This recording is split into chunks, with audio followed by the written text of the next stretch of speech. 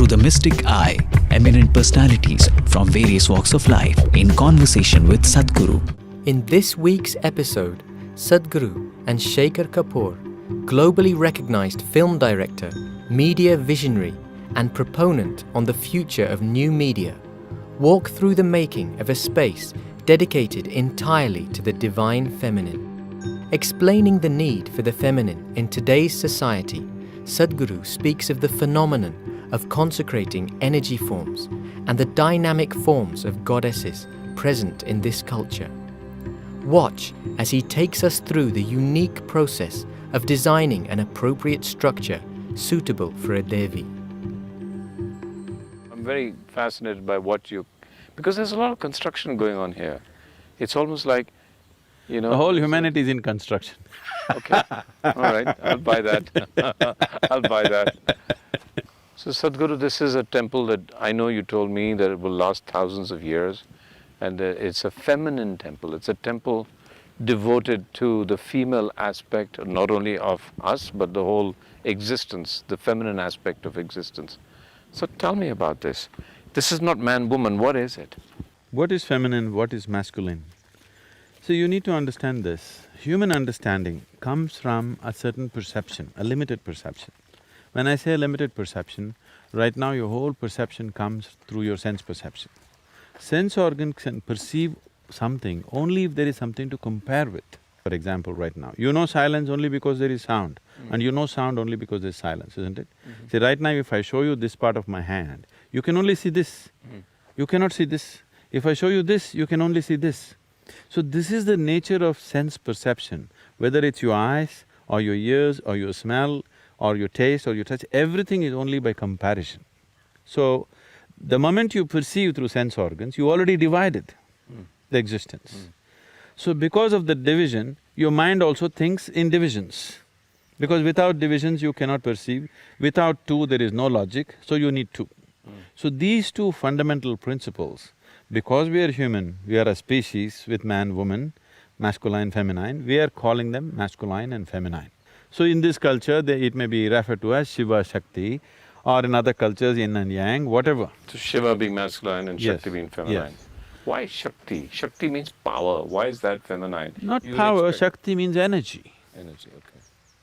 It's energy. Unfortunately, because of various, civilizational and exploitative situations in the human societies, we are thinking of energy as power and dominance. No, energy is just energy. Without energy, nothing happens. So I could say this temple is a temple for energy.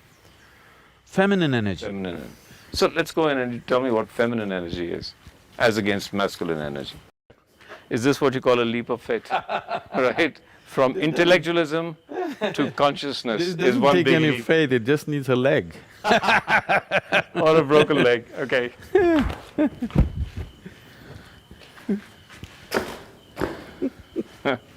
When we say a temple, this must be understood. The temple is like a body. To energize the system, temple is not a place of worship. Temple is not a place where you go and make appeals to some unknown god up there. This is not that kind. This is not a place where you lead a prayer. That is the uniqueness of this culture. Here, temple is like a body, energized in a certain way. Now if you see the masculine temple that we have, is circular in nature, because that is the quality that it is. The feminine temple is in the form of a triangle. There's a whole lot of things in its geometry, how it is made. See, all the wings are 33 feet, properly done in the multiples of 11. It is made in a certain way to create a feminine energy there. Why 33? If you go into these details, there are enormous amount of science behind that.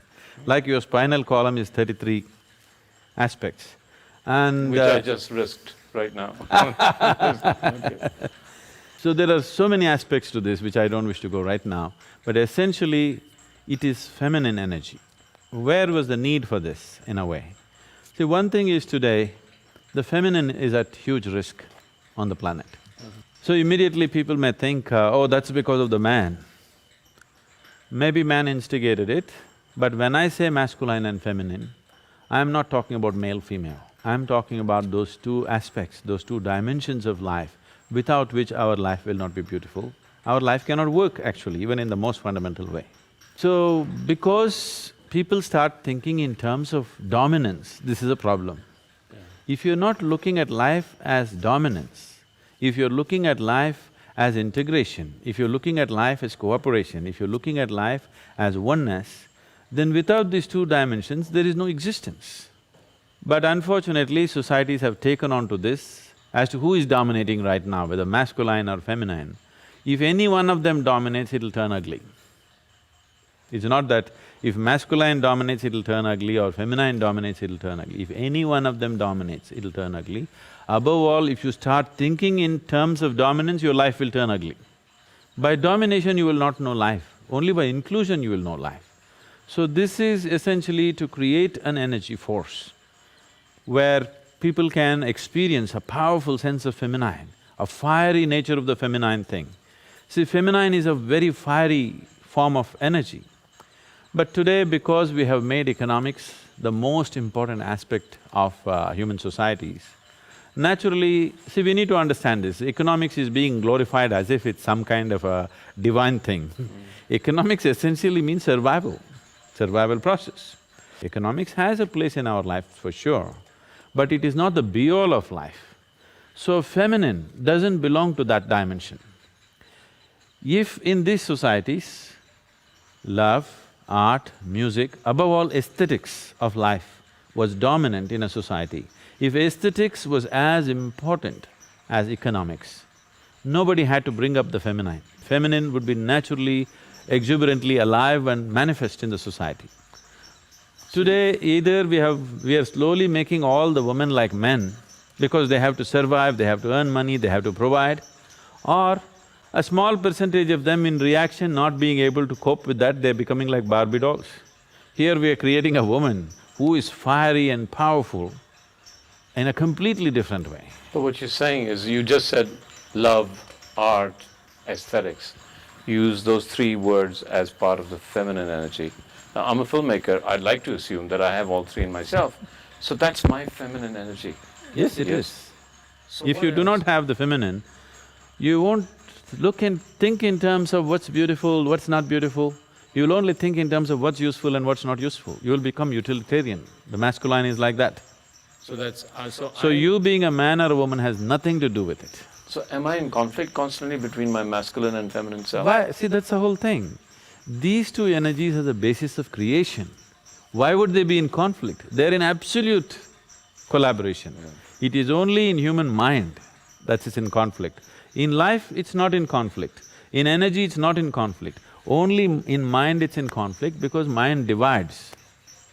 Because to people, when listening to you say the sheer absolute power of the feminine energy, they don't relate to that. They see feminine energy as something gentle, nurturing, soft. No. Tell me about the power of feminine energy, because See, a lot of our culture talks about various goddesses that have a sense of huge power and almost violent the original power. goddesses that we created in this culture were all Kali, Bhairavi, now she's Bhairavi, all fierce, powerful creatures, okay? Somewhere down the line, when the outside influences came upon the culture and people made fun of them, people ridiculed, your women are like this then they tried to domesticate the feminine. And then they created Saraswati, Lakshmi, very soft, gentle, housewife kind of feminine. Bhairavi, you can't contain her to the limitations of your house, not that she cannot stay in your house, you cannot contain her to the boundaries of your house. She's all-encompassing, that's the nature of her. That's the nature of the feminine, that it's all-embracing, not all-conquering, you must understand. Man wants to be in conquest, a woman wants to embrace. And By conquest, you will never have it. By embrace, you will have it, isn't it? See now it's come to a point where the work has become almost feminine, okay? You need gentle hands to do what they're doing. But before that, this rock was in the quarry, okay? There you needed some hard tools to cut it, make it a big piece, transport it in the truck, bring it in, hold it there, cut it down to size. All that was very masculine. If that masculine work had not happened, this feminine part would be not possible. This is so in the society also, I want you to see. If the man goes about, breaks down nature, builds his home and all this, then the woman comes in and makes it beautiful. If she didn't come in, he would just have rock house which is of no consequence. Nobody enjoys being there, they'll have a house and they'll live outdoor. It's happening in cultures where feminine has been suppressed. They have great homes, but they always want to be outdoors. It's a good place to talk about what consecration means. What does consecration mean? What do you consecrate? I mean, what is that? What is that process and what is it achieved? See, this is happening everywhere around you, all the time. One form of existence or one form of energy is transforming itself into another. What is mud is becoming flower, fruit and food, isn't it? Yeah. What is filth is actually becoming a flower. Yeah. What is stink is becoming fragrance. It's happening. If you eat the food, this food becomes, from what was just a grain of rice, becomes such a sophisticated machinery like human body. So, if you make mud into food, you call it agriculture. If you make food into this, you call it digestion. If you make this into mud, usually we call it cremation or burial, whatever. So if you can make a stone or some other gross substance, a material substance, into a divine reverberance, into highest, subtlest possible reverberance, that's called consecration. So the whole existence is doing it all the time in different levels. So this is a certain science and a technology through which you transform the grosser elements into finer elements. Unfortunately, this was always mistaken as producing gold. The alchemy of the West is always talking about producing gold. Gold has no worth except in the market, okay? It's only greed which makes a man go towards gold. The Indian alchemy never talked about making gold. Indian alchemy always talked about making grosser elements into finer substances, making a stone into the divine. So the whole Indian alchemy is like a consecration process. Right now, there is an agricultural science, right? Yeah. They will teach you how to study the soil, the qualities of the soil, the seed, the manure, everything. So they only set those conditions. They will set the soil conditions, they'll set the seed condition, everything else that's necessary to grow. But the growth itself, the transforming earth into food, that no scientist does. That is happening by nature. Here also the same thing. We have a whole science. If we set all these conditions, the growth becomes subtle. So when I was building something and this was my first project, I'm building a farm near Mysore. And I'm doing it with a real short shoestring. So, when I want to in the end I want to paint it, and I don't have the thing to get painters to paint this large wall surface. So I want to paint it and it takes too much time to go like this. So what I do, I dip, hold it here and just walk. One smear of paint from this end to that end to this end. The first smear that I did, I dipped and walked like this. Here the smear was thick. As it went, it became lighter, lighter, lighter, lighter and became really subtle. I just looked at this and I burst into tears. That was one great moment of realization for me. This is the whole creation. From a rock to divine, this all the thing is. It's either dense or it's subtle, that's all it is. It's the same existence everywhere. Whether you look at the earth or you look at your body or you look at what you call as divine, it is all the same substance. It is just getting subtler. And whatever we are creating as divine is just that, making a rock into a subtler form of energy. Every substance on the planet is exuding a certain kind of energy, reverberation, which is a scientific fact. You can change the way it exudes, what type of energy it exudes, you can change that. Altering that to a very subtle and useful form of energy is consecration process. So temples were energy forms, temples were energy places, where every day in the morning before you start your day, you go sit there for some time, imbibe this energy and go into the world. Why this became necessary is, see, once you step into the world, for an ordinary person, a common man, every transaction in the world, whatever it may be, what is your profit is somebody's loss, what is somebody's profit is your loss. Whether it's family transaction, between husband and wife, father and son, between business partners, or every transaction. There's something to give up, something to take everywhere, that's why it's a transaction. So if you're not sufficiently lubricated in the way you are, Every transaction is a point of friction, a possible friction. There are some people who are making every transaction into a friction, some people are conducting their transactions gracefully. So every day going, sitting in the temple was just this, you are well lubricated. When you step out, you can pass through the world with least amount of friction.